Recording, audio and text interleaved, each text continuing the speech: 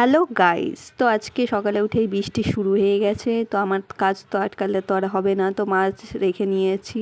তো কাটা রুই আর হচ্ছে পুঁটি মাছ, দেশি পুঁটি মাছ। তো এগুলো আমার ভাজা হয়ে গেছে, এগুলো ঝোল রান্না করব না, যেগুলো ভাজিনি সেগুলো দিয়ে ঝোল করব। তো শুকনো খোলায় সর্ষে আর পোস্ত ভেজে নিয়ে তুলে রেখেছি। তারপরে হচ্ছে ওই কাঁচা তেল দিয়ে কালো জিরে সোমবারা দিয়ে টমেটো আর কাঁচা লঙ্কা দিয়ে ভেজে নিয়ে তারপরে মাছগুলো ভেজে নিলাম।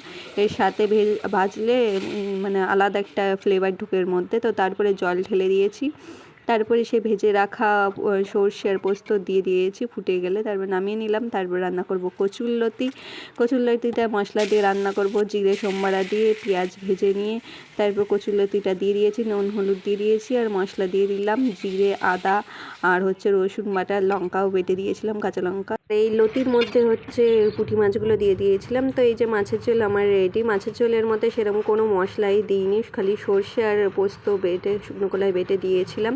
এরকম করে মাছের ঝোলটা করলে বাড়িতে ভালো খায়, মশলা দিয়ে করাচ্ছে এরকম করে বেশি ভালো খায়।